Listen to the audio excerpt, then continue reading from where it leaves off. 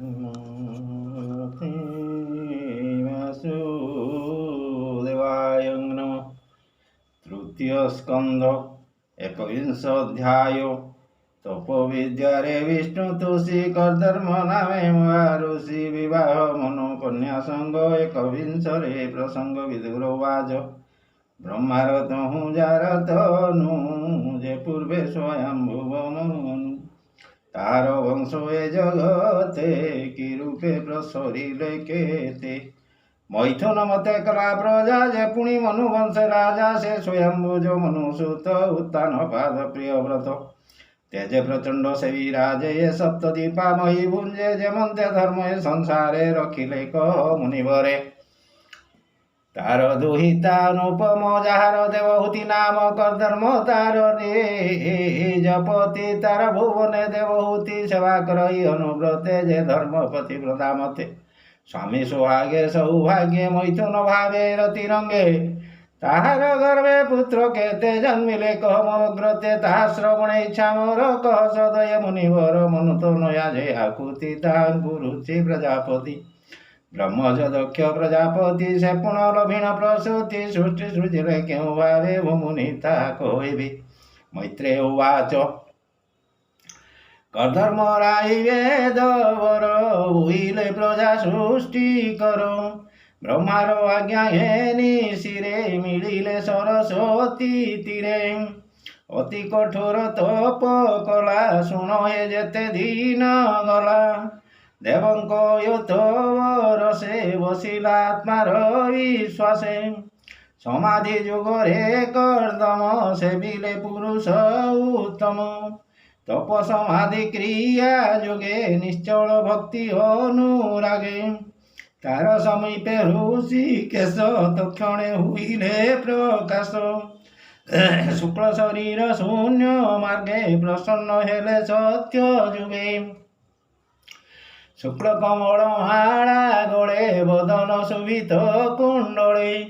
शबद ब्रह्म रूप धरी सत्यादित्य नुहेश्वरी लोचन पुंडरीका दल सुंदर अलका कपड़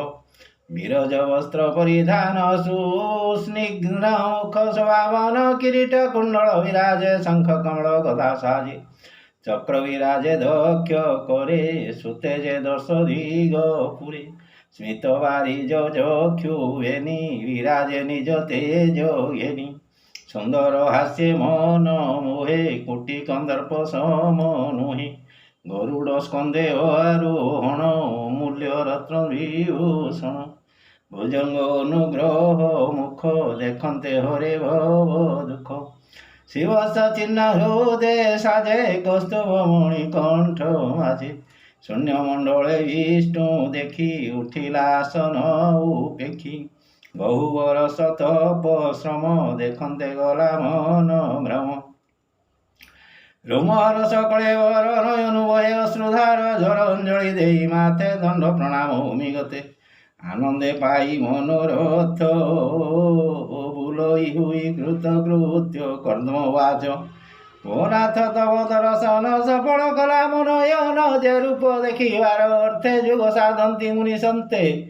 गोनाथ तोर चरण जीवर परम कारण तो पाद पद्म नाभ करी भव सागर जानती तोरी ए भाव छाड़ी जे संसारे विषय रस आश्रा करी नरके जानती सही मते से तोते पाइबे के मंते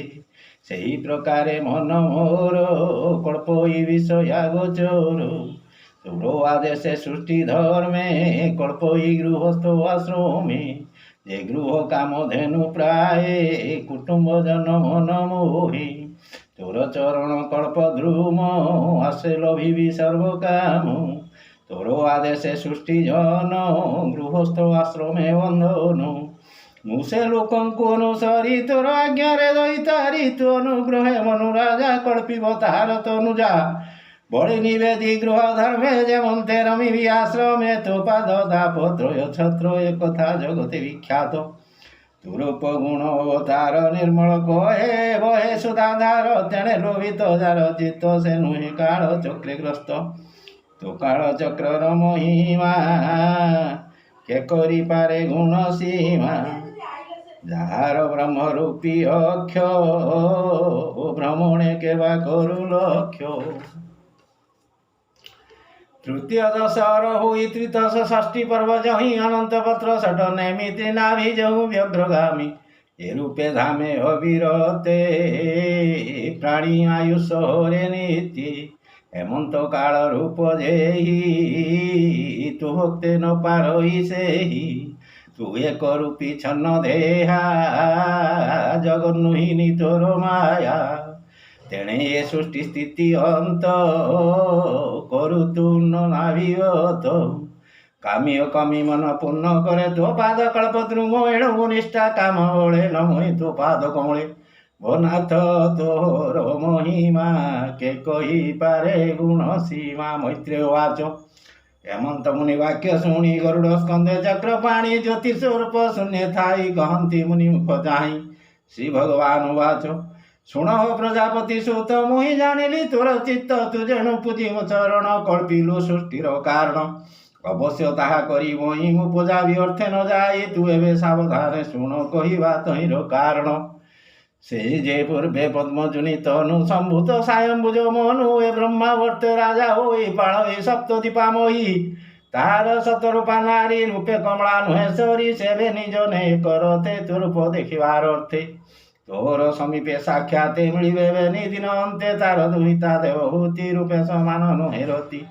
ତାର ବୟସ ରୂପ ଗୁଣେ ଅପରେ କିଏ ଅଛି ପ୍ରମାଣେ ତା ରୂପ ଅତି ମନୋହର ତୁ ତାହା ଅନୁରୂପେ ବର ଛକନ୍ୟା ସମର୍ପିବ ତୋତେ ସେ ବିଧି ବିଧାନ ଉତ୍ତତେ ତୁମ ଚରଣ ଚିତ୍ତ ଦେଇ ଯେବେ ବରସ ତପେ ଧ୍ୟାଇ ନିରତେ କଲୁ ଆତ୍ମା ଯୋଗ ଏବେ ବିଷୟ ଅନୁରାଗ ମନୁ ଦୁହିତା ତୋର ସଙ୍ଗେ ନିରତେ ଭଜୁ ଅନୁରାଗେ ସେ ତୋର ତୁଲେ କରି ଭାବନ ବଧା ଗର୍ଭ ପ୍ରସବିବ ତାର ଗର୍ଭେ ତୋର ବୀର୍ଯ୍ୟ ପ୍ରତ୍ୟକ୍ଷ ଯେ କନ୍ୟା ଉପୂଜେ ତାହାଙ୍କ ଗର୍ଭେ ଋଷି ଗଣ କଳ୍ପିବେ ବହୁତ ସନ୍ତାନ ତୋର ଗୁଣ ଅନୁପମ ହୋଇଲୁ ତେଣୁ ସତ୍ତମ ତୁଜେ ମୋ ଆଜ୍ଞା ଶିରେ ଧରି ମୋତେ ତୁ ତୀର୍ଥ ପ୍ରାୟ କରି ଅଶେଷ କର୍ମ ଫଳ ଦେଇ ମୋତେ ପାଇବୁ ତେଣୁ ତୁହି ଅଶେଷ ଭୂତେ କରି ଦୟା ତୋତେ ନ ଲାଗୁ ବିଷ୍ଣୁ ମାୟା ଆତ୍ମାରେ ଜଗତ ଆରୋପୀ ତୁଜେ ମୋହର ଭାବେ ବ୍ୟାପୀ ତପ ସାଧିଲୁ ତୀର କାଳେ ଘର ସଂସାର ଓଲୋଳି ତୁ ମୋତେ ଆତ୍ମାରେ ଦେଖିବୁ ଜୀବନ ସଫଳ ଲଭିବୁ ମୁଁ ପୁଣି ପଶି ତୋର ବୀର୍ଯ୍ୟ ସ୍ୱଭାବେ ବିଷ୍ଣୁ ଅଂଶ ତେଜେ ତୋର କ୍ଷେତ୍ରେ ମୁଁ ସମ୍ଭୂତ ହୁଇବି ଦେବହୂତି ସୁତ ତତ ସଂହିତା ପ୍ରଣୟନ କରିବି ହୁଇ ଅବତୀର୍ଣ୍ଣ। ମୈତ୍ରେୟ ଉବାଚ ହେମନ୍ତ କହି ମୁନି ଆଗେ ହରି ଚଳିଲେ ଶୂନ୍ୟ ମାର୍ଗେ ଗମିଲେ ଜିନ୍ଦୁ ସରୋବରେ ବିନ୍ଦୁ ସରୋବରୁ ନିର୍ମଳ ସରସ୍ୱତୀ ତୀରୁ ସେ ନଦୀ ତୀରେ ପୁଷ୍ପ ବନେ ଗରୁଡ଼ ପକ୍ଷୀ ନାଦ ଶୁନେ ଭୃଙ୍ଗ ସମୂহে ବାୟୁ ବୋହେ ସୁହୋଇ ସମଗାନ ପ୍ରାୟ ହେମନ୍ତେ ଶୁଣ ହୋଇ ଦୂର ସେ ସ୍ୱୟଂଭୁବ ମନୁବର ସୁବର୍ଣ୍ଣ ଆଚ୍ଛାଦିତ ରଥେ ଆରୋହୀ ପତ୍ନୀର ସମୀପେ ମଧ୍ୟ ବସାଇ ଦେବହୂତି ଭୂମି ପର୍ଯ୍ୟଟନ କରନ୍ତି ମିଳିଲେ କର୍ଦ୍ଦମ ଆଶ୍ରମେ ବିଷ୍ଣୁର କହିଥିବା ଦିନେ ନିର୍ମଳ ସରସ୍ୱତୀ ତୀରେ ମିଳିଲେ ବିନ୍ଦୁ ସରୋବରେ ଦେଖିଲେ କର୍ଦ୍ଦମ ଶରୀର ତପସାଧନେ କୃଷତର ପୂର୍ବେ ସେ ସରସ୍ୱତୀ କୂଳେ ବିଷ୍ଣୁ ମିଳିଲେ ଋଷି ମେଳେ ଦେଖି କର୍ଦ୍ଦମ ଭକ୍ତି ଭାବ ତନୁ ପୁଲକ ପଦ୍ମନାଭ ସ୍ୱଭାବେ ଭକ୍ତ ଜନ ବନ୍ଧୁ ନୟନୁ ଅଶ୍ରୁଗଳ ବିନ୍ଦୁ ପଡ଼ିଲା ସରସ୍ୱତୀ ନୀର ତେଣୁ ବୁଲାଇ ବିନ୍ଦୁ ସର ସେବନ ସାମାନ୍ୟ ନୁହଇଁ ଜଇଁରେ ପ୍ରଭୁ ଆବଗ୍ରାହୀ କର୍ଦ୍ଦମ ପ୍ରତି ଦୟା କରି ପତିତ କଲେ ନେତ୍ର ବାରି ପୁଣ୍ୟ ପବିତ୍ର ଶୋଧା ଜଳ ସ୍ୱଭାବେ ନିର୍ମଳ ଶୀତଳ ଯେ ପୁଣ୍ୟ ଜଳ ମୁନି ଗଣେ ସେବା କରନ୍ତି ଅନୁକ୍ଷଣେ ପବିତ୍ର ଦ୍ରୁମଲତା ଘନେ ନାଦ କରନ୍ତି ପକ୍ଷୀ ଗଣେ କ୍ରୀଡ଼ନ୍ତି ନାନା ବନ ଯିବେ ଗଭୀର ଶୋଭେ ଭୃଙ୍ଗରବେ ସକଳ ଋତୁ ଫଳ ଜହି ପୁଷ୍ପ ପଲ୍ଲବ ବିରାଜ ମତ ମୟୂର ଯୁଥ ଯୁଥ କୁକିଳ ରାବ ସୁଲଳିତ ପ୍ରମତ ଭ୍ରମର ନି କରେ ନାନା ପ୍ରକାରେ କ୍ରୀଡ଼ା କରେ କଦମ୍ବ କମ୍ପକ ଶୋକ ନାଗକେଶର ଗୁରୁବକ କରଞ୍ଜ ପସନ ସନ କୁନ୍ଦ ମନ୍ଦାର ଉତ୍ତବନ ହଂସ କାରଣ୍ଡ ପନ୍ଥି ପନ୍ଥି ଜଳ କୁଟକୁଟ ରାବ ଦିଅନ୍ତି ଚକ୍ର ଚକ୍ର ବାଗବାଣୀ ଅତି ଗଭୀର ପରିମାଣୀ ଗୟଳ ଲୋକ କୁଞ୍ଜର ତରକ୍ଷୁ ହରିଣ ଶୁକର ବାନର ଗୋଲାଙ୍ଗୁଳ ସାଜେ ନକୁଳ କସ୍ତୁରୀ ବିରାଜେ କ୍ଷେତୀର୍ଥ ବରେ ଆଦି ରାଜା ରଥେ ମିଳିଲା ମୋ ହାତେ ଯା କଳତ୍ର ଦୁହିତା ସମେତେ ପ୍ରବେଶ ହେଲା ରତ୍ନର ଥେ ଦେଖିଲା ମୁନିଙ୍କ ବଦନ ସ୍ୱଭାବେ ହୃତ ହୁତାସନ ସ୍ୱଭାବେ ଘୋର ତପୋତେ ଯେ ସୁନ୍ଦର ଶରୀର ବିରାଜେ ବିଷ୍ଣୁ ଦେଖିଲେ ଯା ଶରୀର ସୁନ୍ଦର କେତେକ ମାତର ଅମୃତ ତୁଲ୍ୟ ବିଷ୍ଣୁବାଣୀ ସେ ମୁନି କର୍ଣ୍ଣ ପଥେ ଶୁଣି ରୁମ ପୁଲକ କଳେବର ନେତ୍ରୀ ଆନନ୍ଦ ଶ୍ରୁଧାର ଶିରେ ସୁନ୍ଦର ଶୋଭେ ଜଟା ବସନ ବିରିଣୀ କିଏ ଛଟା ସେ ମୁନି ମଳିନ ଯେ ଗାତ୍ର ରତ୍ନ ଯେ ସନେ ଅଂଶଶ୍ରୁତ ହେମନ୍ତ ଦେଖି ନୃପମଣି ସଙ୍ଗତେ ନିଜ ପତ୍ନୀ ଘେନି ରଥୁ ତୁରିତେ ଅବତରି ମୁନି ସମୀପେ ଦଣ୍ଡଧାରୀ ମିଳିଲେ ଯୋଡ଼ିବେନି ପାଣି ପାଦେ ପ୍ରଣାମ କଲେ ପୁଣି ଦେଖି ଉଠିଲେ ମୁନି ବେଗେ ଆଶିଷ କଲେ ମନ୍ତ୍ର ଯୋଗେ